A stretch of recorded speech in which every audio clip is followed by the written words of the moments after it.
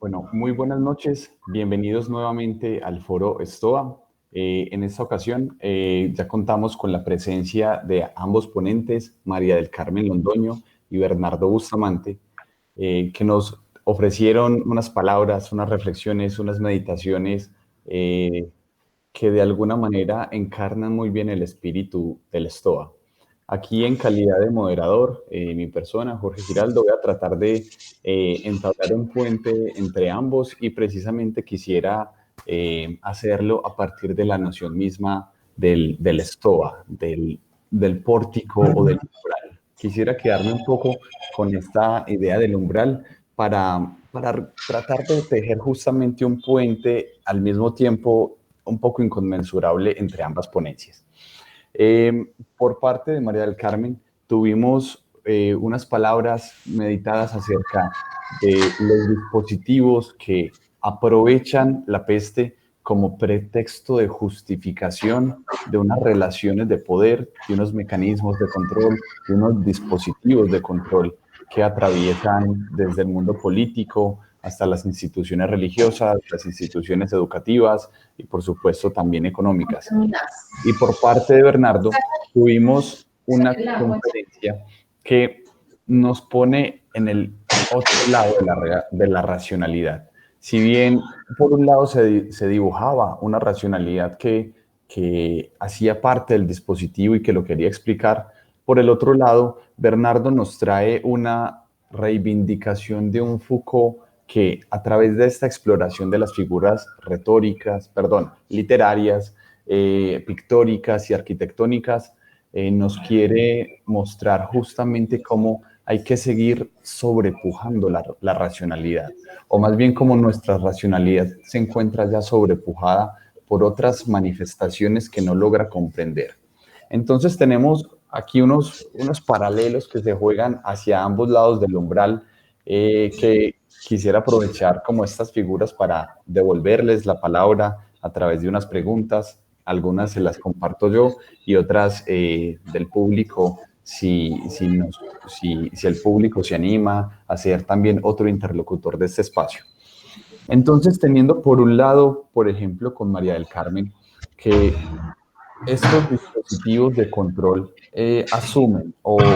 asumen la peste como una forma imaginaria del desorden, como ese caos para justificar estas estrategias de poder, estos dispositivos de poder. Quisiera comenzar con María del Carmen y preguntándole justamente, si bien esto es una figura que en gran medida es cierta para explicar los dispositivos de poder, de cómo funcionan o cómo se presentan a sí mismos, quisiera preguntarte, María del Carmen, si no podemos y quizá también deberíamos pensar la peste a partir ya no de la figura del desorden, sino del orden. ¿En qué medida la peste no es simplemente una proyección del poder que le permite justificarse, sino también esta peste o este desorden ya está causado por el mismo poder? ¿Hasta en qué medida, pues, la peste ha sido también un producto del orden social? No solamente algo que lo niega, sino y que le permite afirmarse, sino un producto del mismo orden social. Y simplemente lo ilustro de esta manera. Si esta peste hubiese sucedido 400 años antes o un milenio antes, por supuesto hubiera tenido una extensión, pero las dimensiones, la aceleración, los efectos sobre el gobierno, sobre la economía, son también muy propios de un orden social. Entonces, te quería preguntar, ¿en qué medida también podemos relacionar la peste no solo con el desorden, sino con el mismo orden del mundo? María, del Bueno, Jorge, muchísimas gracias a ti y a Bernardo por este espacio. Em, Pensar la peste como el orden es lo que me planteas.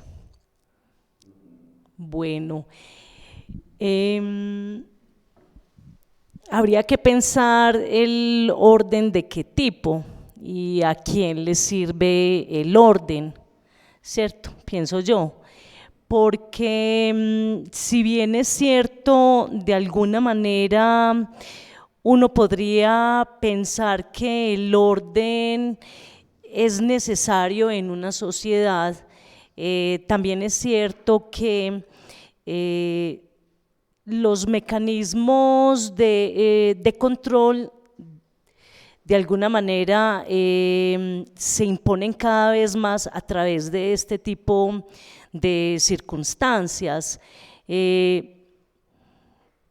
Yo pues sinceramente te digo, no creo en los órdenes sociales, no creo. Ayer Ricardo expresaba una cosa muy interesante en relación con el caos. La misma tierra es el caos, el mismo ser humano es el caos. Dentro del caos hay un orden, ¿cierto? Un orden natural. Es el ser humano a través de su deseo de controlarlo todo, que necesita establecer jerarquías y necesita establecer órdenes. Ahora, eso no quiere decir que tengamos que vivir en el caos absoluto, no, por supuesto que no, pero sí habría que pensar en qué tipo de orden, ¿cierto? Porque si orden es que yo obedezco ciegamente, si orden es que todo tiene que estar medidito, todo tiene que estar reglamentadito. Pensemos, por ejemplo, en los jardines, a propósito de peste y jardín. Anoche pensaba yo en este asunto de cómo el ser humano, sobre todo los potentados, ¿cierto? Los que tienen el dinero, ¿sí? Cómo regulan el jardín, cómo regulan la tierra para establecer sus propios jardines, lo ordenan la naturaleza, ¿cierto? Pero entonces, ¿a qué obedece este orden? ¿Qué tipo de orden es ese? Entonces, las rosas sembradas simétricamente, los árboles podados simétricamente, los crisantemos con crisantemos, o sea, no hay allí una naturalidad, no hay allí espontaneidad. Es casi que el orden matando la espontaneidad, ¿sí? Eso contraviene las leyes de la naturaleza, ¿sí? Entonces, cuando me preguntas si el caos si la peste podría servir para también establecer un orden, no sabría decirte, porque depende del orden en el que tú estés pensando. Sí, ciertamente, María del Carmen. Podríamos pensar, esto se puede pensar obviamente desde muchos niveles. Uno de ellos, por ejemplo, si tocásemos la dimensión de la reproducción económica del mundo, de la economía mundial. ¿En qué medida, por ejemplo, la peste se ha montado dentro de la economía no solamente como para afectarla, sino justamente dentro de las venas globalizadas, hiperaceleradas de la economía mundial? Por ahí, a través de ese orden económico, ha fluido la peste y se ha reproducido de manera diferencial. Obviamente, pues afectando a los países de distinto modo, según sus capacidades de reacción, pero por supuesto, una vez se asienta y se vuelve endémico en un país, hay ya sus formas internas de responder a él. De pronto quisiera agregar una pregunta sobre tu presentación para dar pie a otras palabras. Y es, por ejemplo, dentro de los dispositivos de control que muy bien presentas, muestras esa asepsia, esa necesidad de limpieza como algo justamente que responde desde el punto de vista del dispositivo a mecanismos para coartar nuestra libertad, para regular un comportamiento que naturalmente tiende a ser diverso, como la misma naturaleza pues, o más bien, los seres humanos somos naturaleza y siendo naturaleza tendemos también a la diversidad y hay mecanismos que tratan de justamente normalizar nuestro comportamiento, normalizar identidades, impedir formas de pensamiento diversas, críticas, etcétera. Simplemente quería agregarte esta forma de ver también o poner en la mesa una forma diferente de pensar la asepsia. No solamente la asepsia, simplemente es una sugerencia, podría brotar o ser pensada desde los dispositivos de control que buscan generar comportamientos de asepsia en la sociedad, de asepsia obviamente en un sentido pues muy peyorativo como se vive realmente esa asepsia. Hasta los mal llamados, y como tú muy bien mostraste, esos mal llamados fenómenos de limpieza social. Pero si pensamos, por ejemplo, en la asepsia y la sepsis justamente es lo putrefacto y la asepsia son esos intentos de eliminar esos gérmenes que llevan a la putrefacción dentro de un organismo o dentro de una sociedad. Y es una forma en la cual constantemente se ve también o se piensa hasta cotidianamente la vida social en Colombia. Es como nuestro sistema está muy podrido.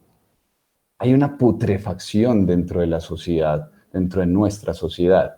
Y le falta quizá, es una sugerencia, asepsia, ya no solo desde mecanismos de control muy perversos, sino también desde otras perspectivas puede faltar cómo detener esos gérmenes de putrefacción de una sociedad pues tan problemática, tan injusta, tan explotadora, despojadora como la sociedad colombiana. Entonces, ahí simplemente te devuelvo la pregunta, entonces, si la asepsia también la podemos ver desde como una necesidad social, obviamente leída por fuera de esos mecanismos, de esos dispositivos de control, más como la sociedad de alguna manera, nuestra sociedad necesita organizar sistemas más transparentes, más limpios. Entonces, ¿qué piensas de esa posibilidad de ver la asepsia no solamente como un dispositivo de control, sino, por ejemplo, también como algo que necesitamos para cultivar la misma libertad humana dentro de nuestra sociedad? Simplemente te doy una pregunta pues un poco abierta para que sigamos conversando sobre el tema. María del Carmen. Bueno, Jorge, yo siempre le digo a mis estudiantes, si fuéramos más éticos y comulgáramos menos, no necesitaríamos tantas normas ni tantas instituciones, ¿sí? No necesitaríamos tanta asepsia, hablando de maquinarias de poder. Pienso que lo que nos tiene tan corrompidos es la falta de ética individual y ética social, ¿sí? En ese sentido, claro, cuando tú dices de pronto la sociedad para sacar todos estos entes que tienen tan corrupta la sociedad, se necesitaría la asepsia para eso. Claro que sí, el término podría también aplicarse allí. Pero en términos generales no la necesitaríamos si fuéramos una sociedad ética, pero no lo somos. Ese es el grave problema.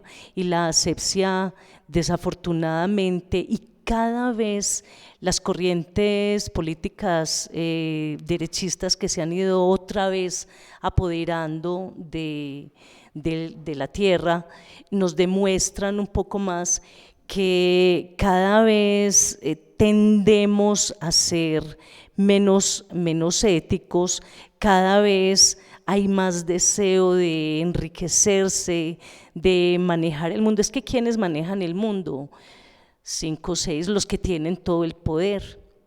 En ese sentido, es muy difícil que haya una corriente política que logre hacer limpieza desde los entes políticos y establecer una política más humanista, por ejemplo. Pero yo pienso eso, o sea, si fuéramos más éticos, no necesitaríamos instituciones, no necesitaríamos las instituciones que nos aconducten. Gracias, María del Carmen.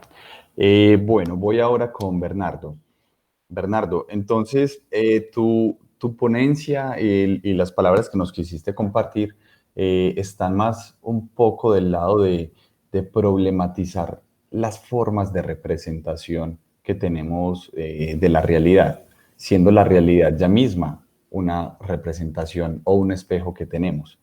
En ese sentido, hay una diferencia un poco respecto del horizonte en el cual se está planteando las reflexiones que nos trae María del Carmen, aunque siendo no solamente Foucault pues un autor que los pone en común, sino que hay un problema en últimas que es justamente una relación entre la forma en que representamos la realidad siempre se conecta contradictoriamente con la forma en que vivimos, tratamos de gobernar la realidad o desde la realidad nos gobierna. Un dispositivo de control, por ejemplo, tiene una forma de representar la salud, una forma de representar el miedo, como muy bien lo mostró María del Carmen. Hay controles o hegemonizaciones de las formas de representar las cosas. Y justamente tú nos muestras que, que dentro de las formas de representación, incluso filosóficas, lo apuntabas al final de tu presentación, hay límites, que la filosofía y el pensar tiene límites para mostrarnos algo de la realidad o mostrarnos y darnos a entender algo a nosotros mismos como sujetos y como sociedad. Y de ahí la importancia de estas figuras literarias, pictóricas y arquitectónicas que no solamente nos hablan de la realidad, que bien puede ser un espejo o un espejismo de esas representaciones que tenemos. Como muy bien lo ejemplificabas con el cuadro de Magritte de Esto no es una pipa, ahí hay un cuestionamiento de esas formas de representación. Entonces quería de pronto hacerte una pregunta un poco abierta, lo que de pronto te llegue de ella, aprovechando unas palabras que dijiste, y te pregunto, ¿hay algo quijotesco, acaso, en nuestra forma predominante de representar la realidad, de manera que justamente la racionalidad se ha vuelto un poco loca, ha dejado de dudar de lo que concibe del mundo y justamente ahí, en esa certeza, en esa identificación, en esas formas categóricas que a veces tiene la racionalidad moderna, precisamente hay cosas, hay límites que se le escapan. Y viene precisamente el arte a mostrar esas contradicciones o esos vacíos de esa forma de representar el mundo. Entonces te pregunto, ¿existe algo, nuevamente, existe algo quijotesco quizá en nuestra forma de representar la realidad? Y de pronto has pensado si hay una ventana de realidad, como lo dijiste, que nos permite justamente vislumbrar que la forma en que estamos pensando el mundo, esta racionalidad, precisamente tiene unos límites que ahí el arte, con sus expresiones simbólicas, con otra racionalidad inconmensurable, con la racionalidad lógica moderna, viene pues justamente a abrirnos otro campo de posibilidad. Entonces también como hay justamente alguna ventana de realidad en el mundo contemporáneo que nos diga, precisamente estas formas de racionalidad están limitadas y de ahí la importancia del arte. Bernardo. Sí, te agradezco. Pues yo estaba como mirando algunos textos mientras oía a la ponente anterior. Estaba mirando algunas cosas de Foucault. En la medida en que yo estoy lleno de por, como, por una, por un lugar de, digamos que ni estoy defendiendo a un Foucault, digamos, de los años 70, 80, ni estoy condenando a ningún Foucault como olvidar a Foucault, porque ya ha pasado, digamos, todas sus características de reflexión frente a la sociedad que le tocó. Estoy rescatando un Foucault en el intermedio, en la mitad en la cual lo que hace es tratar de pensar la realidad con algunas, digamos, herramientas, pero que no son las herramientas del caso racional, ni psicológico, ni sociológico, sino artístico. Y en ese sentido, como que me gusta mucho por ese lado. Por los otros dos lados, yo creo que se agotó, ¿cierto? Por el lado del sujeto de los años 60 y 70, con las instituciones de antes de la caída del muro de Berlín y las condiciones que se daban en ese momento, o en el otro punto, como por el sujeto, digamos, que todavía no se asomaba a la posmodernidad y estaba consolidado desde la racionalidad un poco de la modernidad. Recordemos que, por lo menos para mi experiencia, los años 90 se desbocaron en la posmodernidad y eso tradujo a otras formas de pensamiento. De los últimos 20 años he trabajado ya los conceptos de la relación entre caos y orden, quiere decir el pensamiento complejo. Y hay algunas cosas que por eso vuelvo a Foucault y quizás en estos años quizás vuela a un Foucault que pueda empezar a hablar de esas cosas que tú dices que son límites, pero no de la representación, porque ya yo no estoy en el concepto de representación, sino de co-construcción, en el constructivismo radical de la realidad, en el sentido de que ya no tenemos esas condiciones de representación, sino más bien de co-construcción experiencial. Por eso quizás el acercarme a este Foucault que dice así, en sí mismo la literatura es una distancia ahondada dentro del lenguaje, una distancia que se recorre sin cesar y sin que jamás se salve realmente, ¿cierto?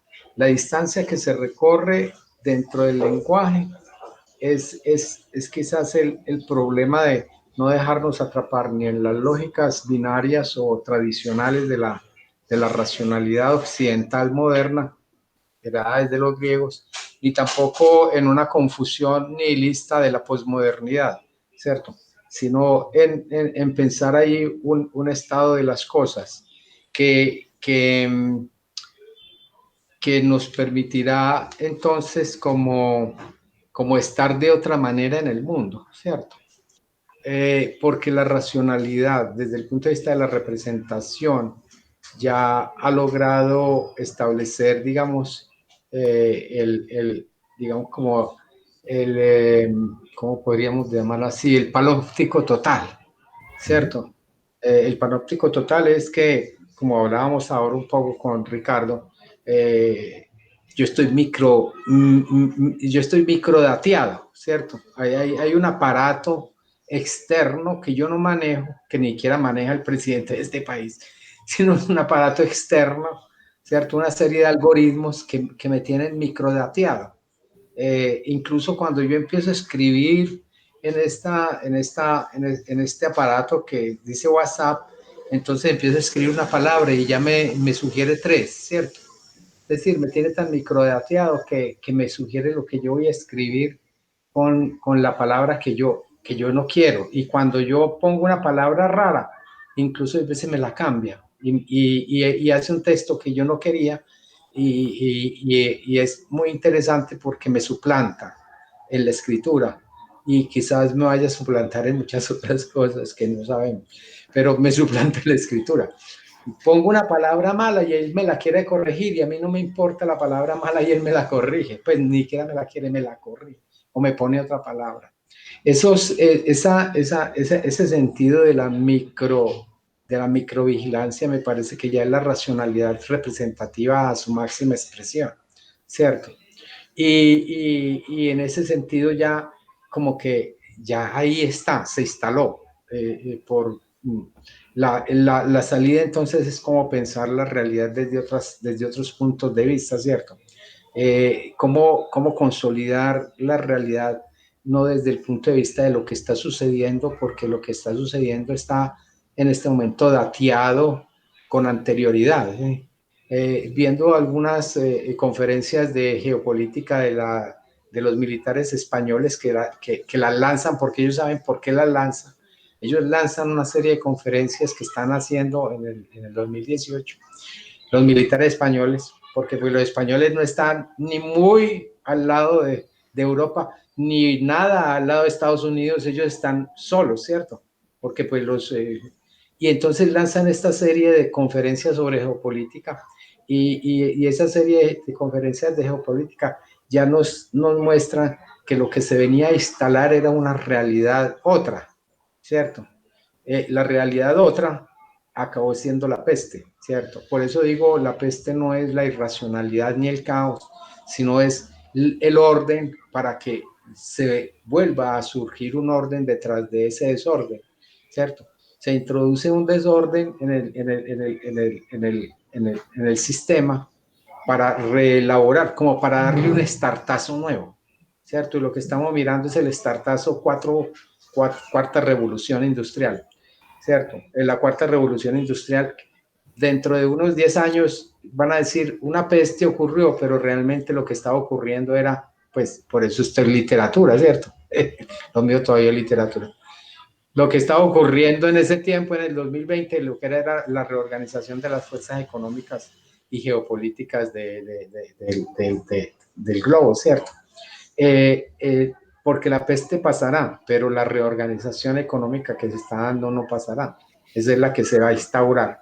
Por eso, cuando hablaba de la literatura y las formas literarias en Foucault, lo que decía no es, no voy a rescatar el Foucault, sino voy a rescatar como el mecanismo que Foucault utiliza, la literatura para develar, ¿cierto?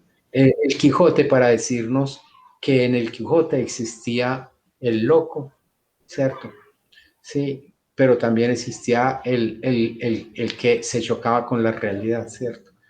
Aparece entonces el cuerdo, ¿cierto? Entonces, utilizar el Quijote no porque él haga digamos, un extenso comentario sobre la literatura del Quijote, sino como herramienta para entender el mundo, para abrir una brecha en lo que ya está tan establecido que no nos deja pensar. Muchas gracias. Sí, justamente hay que agrietar también las formas o los instrumentos clásicos que tenemos para poder repensar y reconfigurarnos. Te quería hacer de pronto una segunda pregunta y ya pasaría a ser una pregunta para ambos panelistas, mientras de pronto recibimos preguntas de parte del público. Va por el lado como de las figuras arquitectónicas. Y aquí esto ya es, lo confieso, pues tiene algo de curiosidad y curiosidad pues como intelectual y ético-política mía, que tiene que ver con, digamos, los dispositivos y sobre todo las figuras arquitectónicas que analizó Foucault, pues o alguna de ellas por lo menos, las hizo dentro del horizonte del estudio de los dispositivos de control, como el panóptico, y luego formas un poco más avanzadas que iban como superando, o más bien yuxtaponiéndose, porque Foucault es muy claro en ello, cuando hablaba de las sociedades de control y mecanismos biopolíticos de dominación. En todo caso, estas figuras arquitectónicas como el panóptico fueron estudiadas por Foucault para entender formas en que se tejen relaciones y dispositivos de poder. Y Foucault tenía un interés en estudiar el poder, no solamente para entender cómo el poder que se ejerce desde los dispositivos, porque no es el único lugar desde donde se ejerce el poder, es por supuesto, pero desde los dispositivos busca de alguna manera generar esa docilidad de los cuerpos, esa obediencia, ese control, esa normalización. Te pregunto, Bernardo, de pronto Foucault o tú mismo en tus incursiones por este medio, se han pensado otras figuras arquitectónicas, ya no solamente desde la forma del ejercicio del poder que controla grandes poblaciones, sino como otras formas arquitectónicas pensadas desde, si lo queremos ver así, como una resistencia o como una forma de reivindicar otras vidas. Eh, que hay un componente pues ético ahí siempre en el pensamiento Foucaultiano de alguna manera. Entonces, como si también se pudiese reivindicar otras formas de arquitectura dentro del mundo Sí, claro. contemporáneo, ya no Sí, sí, solamente desde esa perspectiva de, sí, digamos, sí. por ponerlo muy simplemente, me dominan a yo cómo puedo reivindicar o nosotros cómo podemos reivindicar otras arquitecturas. Yo creo que está por el lado de hace varios años, ya quizás una década, estuvimos en un trabajo artístico social, digamos un trabajo artístico. Llamábamos laboratorios y se trabajaba el laboratorio de paz en Desearte Paz. Y subimos a diferentes lugares, pues eso fueron 6 años más, casi 8 años de trabajo con comunidades y subíamos a diferentes lugares, pero en ese momento el centro era como la arquitectura, la planeación y sobre todo cómo se adapta, digamos, la ciudad, ¿cierto? A las peticiones y necesidades de diferentes comunidades. Y estuvimos en una experiencia muy interesante porque cuando entramos a unos barrios que pues desde el lenguaje más clásico se llama suburbanos, que para nosotros eran los barrios campesinos que están en las laderas de Medellín. Eh, eh, Nos dimos cuenta, y por lo menos yo lo puse tanto en video como en escritura, de dos cosas. La primera, me dijeron, ¿y qué puede aprender este barrio de la ciudad? Y le dije, no, lo que tiene que aprender es la ciudad de este barrio. Es decir, este barrio que parece subnormal, realmente era el más normal.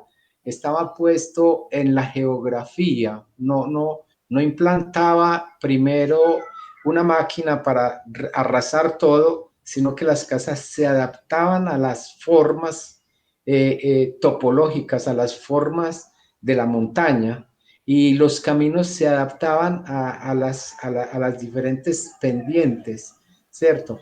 Es decir, no había una máquina que había arrasado todo, sino que las casas se adaptaban a la topografía. Las diferentes maneras de habitar estaban trazadas por caminos que no eran, que no estaban trazadas por la rigurosidad del Estado en términos de las formas españolas con las cuales se construyeron estas ciudades, sino que eran ambivalentes, abiertas, aleatorias, construidas de otra manera, pero siempre guardando la relación con la naturaleza. Me parece que esa es una de las cosas que deberíamos aprender, ¿cierto? No torpedear el proceso de, digamos, como de la tierra, sino adaptarnos a ella. Y de eso ya hay algunas experiencias arquitectónicas, seguramente también dentro de la construcción, digamos, de la arquitectura como arte, ¿cierto? Arquitectura adaptada como a ese punto. Y a partir de eso incluso también hemos tenido las experiencias de algunas casas adaptadas a la montaña, ya no desde el punto de vista digamos, de estas casas que eran suburbanas, sino con experiencias arquitectónicas de arquitectos que pues en algún lugar aquí en Oriente mismo socavan la montaña para dejar un espacio también ahí entre el espacio de la casa y el espacio, digamos, de la naturaleza. Entonces me parece que las condiciones en las cuales estaba basado Foucault, pues era el descubrir las maneras disciplinares de la modernidad, ¿cierto? El siglo XVIII y XIX, que se implantan pues en última instancia en la racionalidad del siglo XX con toda la condición de la arquitectura de las ciudades y de los edificios, de lo que en última instancia se llama el modernismo o la Bauhaus. Pero me parece que sí hay unas maneras de vivir que tienen que ver con no destruir la naturaleza para construir las ciudades, sino a acercarse de forma amplia a la naturaleza. Y por último, entonces, Castel trabaja unos conceptos de ciudad que parecería que estaban lejos de ser posibles, pero que hoy son posibles en la medida en que él dice que ya las grandes urbes están dejando de ser interesantes y se van a hacer más esplanadas en la medida en que, pues igual que hoy, pues tú estás, no sé en qué lugar de Medellín, nuestra compañera está en el Carmen y yo estoy en otro lugar que no es Medellín, sino Sabaneta, y podemos trabajar. Quiere decir, no nos tenemos que desplazar ni llegar a ningún lugar en especial, sino trabajar. Por lo tanto, muchas personas hoy están trabajando desde las fincas, desde los lugares apartados o pequeñas ciudades, por ejemplo, como el Carmen, sin tenerse que desplazar a las grandes urbes. Por lo tanto, las grandes urbes pueden que estén fracasando para el siglo XXI desde las nuevas formas de comunicación. Eso quiere decir que van a haber otras formas de arquitectura, otras formas de, digamos, de habitar el espacio, de abrirse y de tener mucha más relación como que nosotros con la naturaleza. Muchas gracias, Bernardo, por tu respuesta. Para de pronto ir como estableciendo una última pregunta abierta para ambos y no sé si de pronto quieran remitirse a alguna pregunta o algún comentario entre ustedes mismos. Quisiera hacer también una pregunta, en este caso un poco abierta, con el fin de que ustedes, ya sea que resalten nuevamente posturas que quisieron defender o que defendieron en sus presentaciones, o simplemente que aprovechen la ocasión para ahondar en temas relacionados. Y es llevándolo un poco al asunto de la conciencia y quizá también el terreno educativo en el que ambos se mueven desde sus reflexiones, pero también desde su quehacer. Entonces, por ejemplo, estas reflexiones que cada uno realiza, estas meditaciones e investigaciones o búsquedas intelectuales que realiza y que presentaron aquí a través de sus respectivas ponencias. María del Carmen un poco más centrada sobre los dispositivos de control y Bernardo sobre las figuras literarias, pictóricas y arquitectónicas. ¿Para qué nos sirve ser conscientes, por ejemplo, de esa forma, de esos mecanismos de control, de esos dispositivos de control? ¿O qué posibilidades abre también en nuestro mundo actual, en nuestro momento actual? Y si lo quieren aterrizar precisamente en el ámbito educativo, ahí les dejo esa puerta abierta. ¿Qué posibilidades entonces nos abren estas conceptualizaciones? Estas conceptualizaciones sobre estos dispositivos, sobre esta lógica del poder actual y sobre la necesidad de pensar, o quizá hay que dar el paréntesis, más allá que pensar, no sé si sentipensar o expandir esos horizontes más allá de la racionalidad a través de estas figuras. Entonces, ¿qué posibilidades nos permiten dentro del campo del pensamiento, la cultura, la ética, sus respectivos análisis y si los quieren aplicar al campo educativo, bienvenidos? Le doy la palabra. María del Carmen. Bueno, muchas gracias.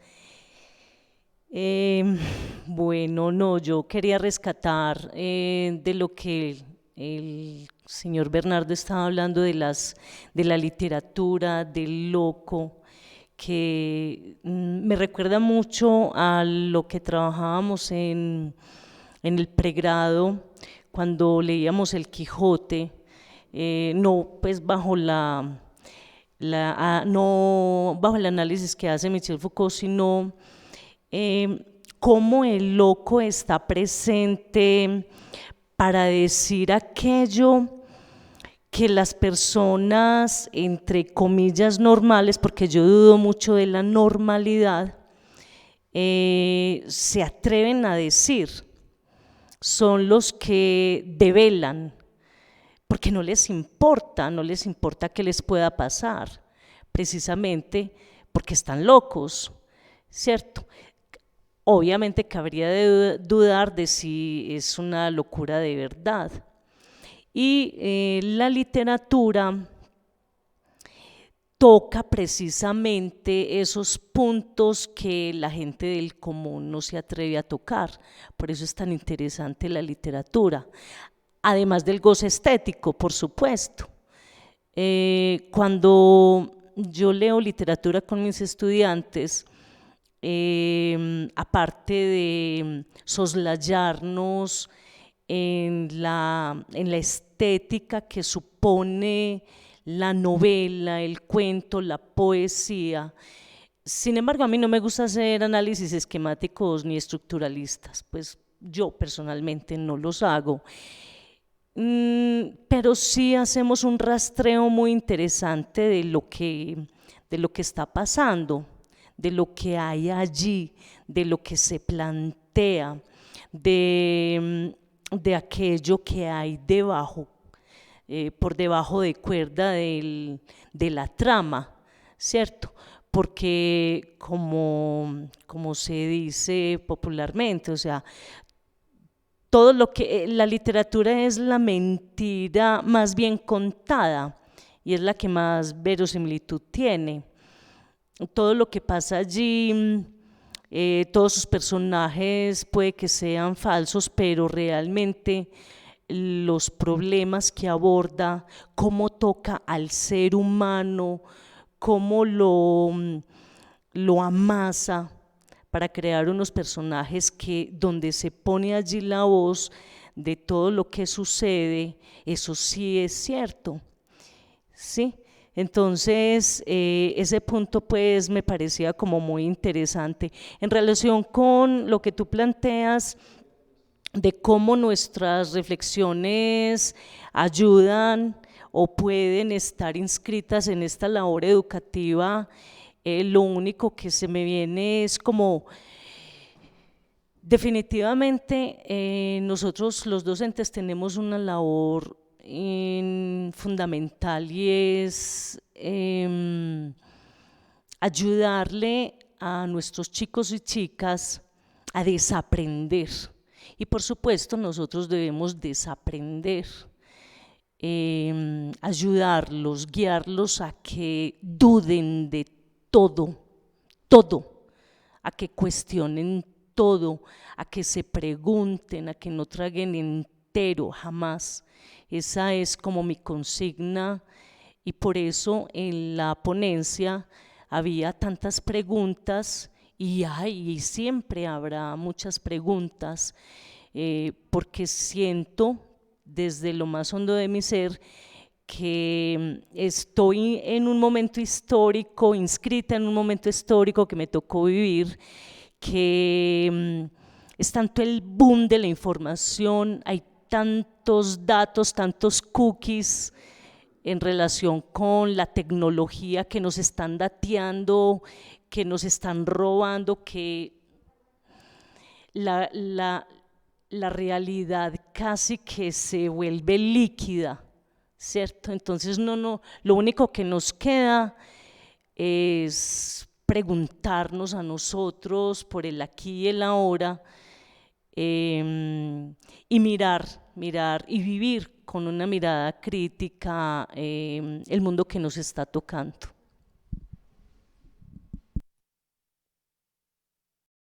Muchas gracias, María del Carmen. Bernardo, adelante.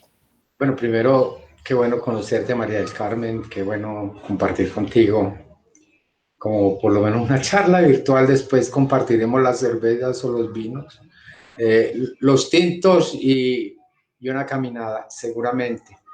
Lo que estoy diciendo es eso, ¿cierto? Es decir, la pregunta es muy difícil porque usted me la pone en el plano de la pragmática, ¿cierto? Y en el plano de la pragmática, digamos como que no hay, pues no, a mí no me interesa responder, pero yo voy a responder en el otro plano, ¿cierto? En el plano de la poética, es decir,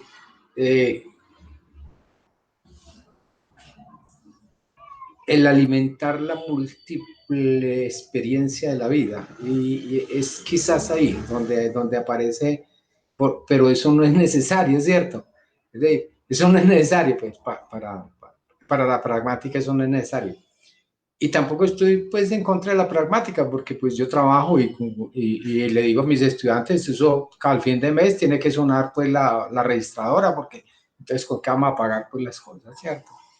Pero el quedarse, digamos, en el plano de la registradora es lo más aburridor que hay. Y he visto morir de aburrición a muchas personas a los 20 años y a los 30. Pues que no mueren, sino que pues quedan ahí como unas matas produciendo cosas. Bueno, quedan más bien como unos sujetos humanos produciendo en términos de máquina.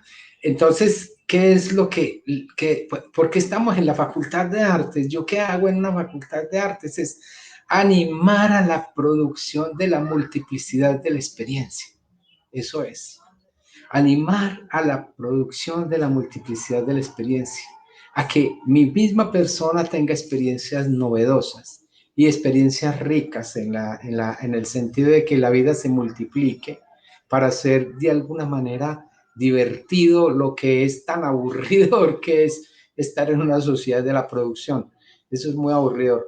Entonces es divertir, pero divertirse en el sentido amplio, pues en el sentido de yo creo que un poco está por el lado de ese estoicismo del que estaba hablando ayer Ricardo o antier, y es una manera en la cual el giro de nuestra experiencia se multiplica en visos para hacer otra cosa y hacer una cosa novedosa y que nos sentamos plenos en esa cosa novedosa, ¿cierto? Y si podemos en un cuadro, en una obra de arte, en una obra de teatro, en una lectura de Foucault desde el punto de vista digamos, de los visos, de las novedades que tiene su pensamiento, entrar en otros caminos, eso es como digamos, el sentido, más no la respuesta a la vida pragmática, no es la utilidad, sino el sentido, un sentido que nos ha divertido desde que estábamos chiquitos y que entonces nos quedamos así.